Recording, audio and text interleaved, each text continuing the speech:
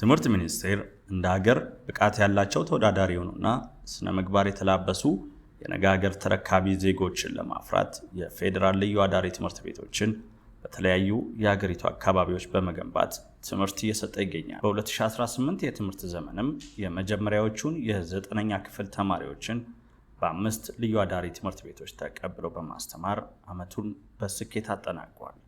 ተማሪዎችና መምህራንም በትምህርት ቤቱ የነበራቸውን ቆይታ በተመለከተ አስተያየት ሰጥተውናል። አዝሬሽ ፈራው እባላለሁ። እንግዲህ ወደዚህ ትምህርት ቤት ልመጣ የቻልኩትኝ ሰው ጠቁሞ ማለት ሰው እንድገባ አፕላይ እንዳደርግ ገፋፍቶ ነበረ። ከዛም በኋላ አፕላይ አድርጌ እንግዲህ እግዚአብሔር ፈቅዶ እዚህ መጥቻለሁ። ለትም በቀላሉ አይደለም ይህ ውጤት የመጣው። ብዙ ከባድ የነበሩ ሌሊቶችን አሳልፈናል። በጠንካራ ስራና እግዚአብሔር ተጨምሮበት ደግሞ ይህን ውጤት ልናመጣ ችለናል። ዋናው ነገር ጠንክሮ መስራት ስለሆነ ጠንክረው እንዲሰሩ እላለሁኝ እና ደግሞ በራሳቸው መተማመን አለባቸው። ጠንክረው ከሰሩ ደግሞ የማይመጣ ነገር ስለሌለ ጠንክሮ መስራት ለሁሉም ነገር ቁልፍ ነው ብዬ አስባለሁኝ። አምላክ ከተጨመረ ወደፊት ስኬታማ የሆነች ተጽዕኖ ፈጣሪ ሴት መሆን እፈልጋለሁ። ስሜ ናዲያ አህመድ እባላለሁ። ከጎንደር ልዩ ከተማ። እኔ እዚህ ትምህርት ቤት ልመዘገብ የቻልኩት ባለቀ ሰዓት ነበር እና አመቱን ስናየው ደግሞ አሪፍ ነበር። እኛ እዚህ መጀመሪያ ስንመጣ በጣም ይጨንቃል። ምክንያቱም ኦሮምኛ የሚችሉ አማርኛ ብቻ ምናምን አለ እና ያንን ለመግባባት ትንሽ ያስቸግራል። ግን ኦሮምኛ የሚችሉት በኦሮምኛ አማርኛ የሚችሉት አማርኛ እያስተረጎምን ምናምን ማለት ነው።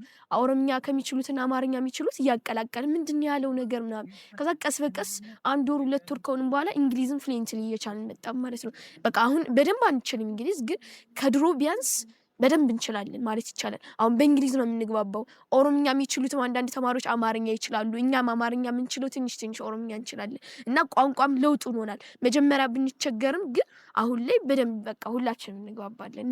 እኔ የማስተላልፈው መልእክት ከ7 ጀምሮ እንዲሰሩ 8 ላይ ሲሆኑ መጨረሻ ሚኒስትሪ ሲደርስ ልዩ አዳሪ ትምህርት ቤት መግባት አለብኝ ብለው ለሚኒስትሪ ብቻ መስራት አይኖርባቸው።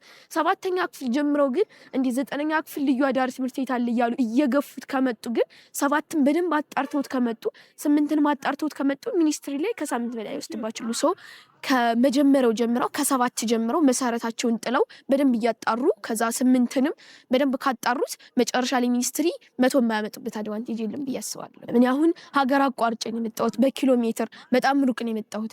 ያን ስመጣ ግን ምንም ነገር እንትን ብዬ ሳይሆን አላማ ብቻ ስላለኝ ነበር የመጣሁት። አላማቸውን ማየት አለባቸው። አዎ ልክ ነው፣ ቤተሰብ ይናፍቃል። በ9ኛ ክፍል ሁኔታዎች አይመቹም። ጓደኛ እስክንለምድ ድረስ አናቅም። አሁን እንዲሁም አንዳንድ ተማሪዎች ከኦሮምኛ የመጡት ኦሮምኛ ጓደኞች አሏቸው አብረው አንድ ትምህርት ቤት። እኔ አሁን ከመጣሁበት እንኳን ከኔ ትምህርት ቤት ከጎንደር የመጣ አልነበረም፣ ብቻዬን የመጣሁት እና ያንን ተቋቁመን ግን በቃ ከሁሉ ጋር ለመግባባት መሞከር፣ አላማችን ብቻ መያዝ ነው የኛ እንትን መሆን ያለበት። ማለት አላማ እስካለኝ ድረስ ምንም ነገር ሊያደናግረኝ አይገባም ብሎ ሁሉም አላማውን አይምሮ ላይ ከቀበረው ቤተሰብ ማይናፍቅም ይረሱታል። በቃ ሁሉንም ነገር ትምህርታቸው ላይ ዲፔንድ ይሆናሉ።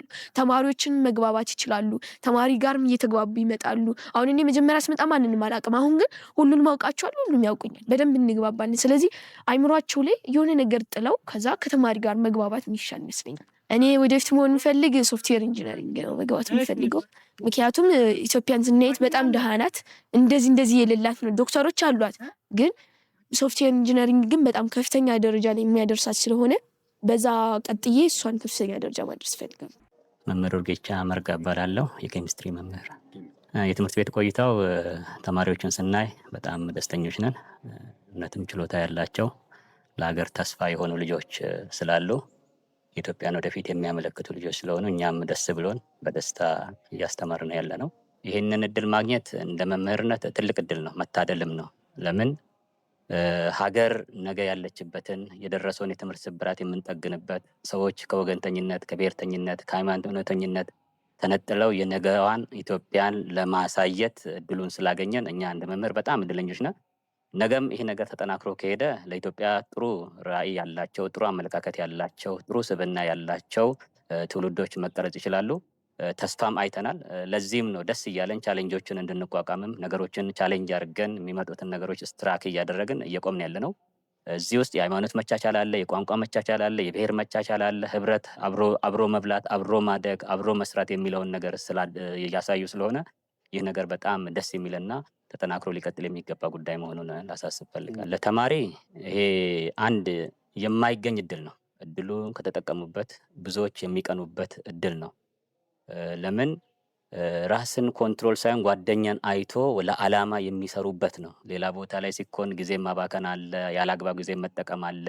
ትልቁ ነገር ሰው የሚለው ነገር የሚቀረጽበት ስፍራ ስለሆነ ሰው ለመሆን ከብዙ ነገሮች ጋር መለማመድ ያስፈልጋል። እስፔሻሊ እድሜ ሳይገፋ ነገሮች ሳይጣመሙ አመለካከት ሳይወላገድ ልጅ እያሉ የ14 የ15 ዓመት ልጆች ናቸው እዚህ እየመጡ ያሉት እና በዚህ እድሜ ሀገራዊ አመለካከት ያለውን ትውልድ ለመቅረጽ ያለው እድል ስለሆነ የወደፊት ልጆችም አመለካከታችሁ ጥሩ እንዲሆን እውነተኛ የሰውኛ ባህሪን መላበስ እንድችሉ ነገ በምትሳተፉበት አቅጣጫ ውጤታማ ለመሆን ረክታችሁ መኖር የምትፈልጉ ከሆነ ይህ እድል እንዳመልጣችሁ የሚል መልእክት ማስተላለፍ ፈልጋለሁ። ስሜ ሁሉ አዲስ ምህረት እባላለሁ። የፊዚክስ ትምህርት ክፍል መምህር ነኝ። ከዚህ በፊት ያስተምርበት የነበረው ትምህርት ቤት ማዕከላዊ ጎንደር አለፋ ወረዳ ነው ሳስተምር ነበር። ልዩነቱ ከማህበራዊ ህይወት ይጀምራል። ያለው የልጆች የመጡበት አካባቢ በጣም ዳይቨርሲፋይ ነው። ከዛ ቀደም የነበርንበት ኦልሞስት አንድ ማህበረሰብ ማለት ይቻላል። አሁን ግን ከተለያየ ኮርነር ከኢትዮጵያ ክፍል የመጣ ነው። ብዙ ነገር ከአካዳሚኩ በተጨማሪ ብዙ ነገር የምንማርበት ነገር አለ እና የተለየ በተለይ የሚያደርገው አካዳሚኩ ከዛ ምንሰራለን ከዚህ ምንሰራለን ተመሳሳይ ነው። የምናስተናግደው ማህበረሰብ ግን የተለያየ ነው። እውነት ለመናገር እኛ መምህራን የመጣንበት ሞቲቭም ከፍተኛ ስለነበር ልጆቹም ኤገር ናቸው። ይሄን እድል በማግኘታቸው ተደስተዋል። ይሄንን ነገር እንደዚህ አሁን ባለው ሞቲቭ ማስቀጠል ከቻልን ችግሮችን እዚህ ያለውን የሚገጥሙ ችግሮችን መቅረፍ ከቻልን እና በደንብ ከተካሄደበት በጣም በሚገባ በላይ ይገልጸዋል። ምክንያቱም የመጡት ልጆች ከሁሉም አካባቢ ስለሆነ ማናቸውም ይሄን እድል ያገኘ ተማሪም ሆነ ሌላ ሰራተኛ ማህበረሰብ መጥቶ ጆይን አድርጎ ቢያዩ። እሺ፣ አቶ አስቻለው ኃይሌ ይባላለሁ። ፌዴራል ልዩ አዳሪ ትምህርት ቤት ዋና ዳይሬክተር ነኝ። አብዛኞቹ ተማሪዎች በጣም ጎበዞች ናቸው። ስፔሻሊ ሴቶች እንደምታየው ነው። በጣም በከፍተኛ ሁኔታ እንትን ያደረጉት ወደ 219 ተማሪዎች ወደ 53 የሚሆኑ ተማሪዎች ከ90 በላይ ነው ስኮር ያደረጉት። ከዛ ባለፈ ደግሞ ከተለያየ ኤሪያ ላይ በመምጣታቸው እዚህ ውስጥ የመጡ ተማሪዎች በጣም ኢኮኖሚካሊ ዝቅተኛ ሆኑ፣ ግን አካዳሚካሊ በጣም ጎበዝ የሆኑ ተማሪዎች አሉና ይሄ በተለይ በጣም ጎበዝ ሆነው እዛ ገጠር ላይ ለሚቀሩ ተማሪዎች በጣም ተደራሽ ስለሆነ በጣም አሪፍ ነው የሚል ነገር አለ። ኢቭን ይሄ ካለቀ በኋላ ይደውሉልን ነበርና በጣም ከሪሞት ኤሪያ ላይ የመጡ ልጆች ስላሉ ያልመጡ ልጆች ስላሉ ቀጣዩ እንደዚህ ሲደረግ አንደኛ ሁሉን የትምህርት እድል ብቃት ኖሯቸው ግን እድሉን ላላገኙ ሰዎች በር ይከፍታል። ሁለተኛ ትንሿ ኢትዮጵያ ነች ማለት ነው። እነኚህ ልጆች ወደፊት እኛ አካዳሚካሊ ብቻ ሳይሆን ኤቲካሊም ካልቸራሊም በጣም ዲሲፕሊን ሆነው የቀጣይ አላማው ምን እንደሆነ እያስጨበቅናቸው ስለሆነ በጣም ጥሩ ነው። አላማው በጣም ትልቅ ስለሆነ ተማሪዎች ራሱ ተረድተውታልና ይሄ እድል የተለየ ነው። አላማውም ትልቅ ነገር ነው፣ አገራዊ ነው፣ ዓለም አቀፋዊ ነው። ስለዚህ ወላጆች ይህንን እድል ተጠቅመው እንትን ቢሉ ትልቅ ነገር ይደርሳል። ለሀገራችንም አሁን በተለያዩ ነገሮች ላይ አንዳንድ አልፎ አልፎ የሚከሰቱ ነገሮችን ሁሉ መድኃኒት ይሆናል ብለን ነው።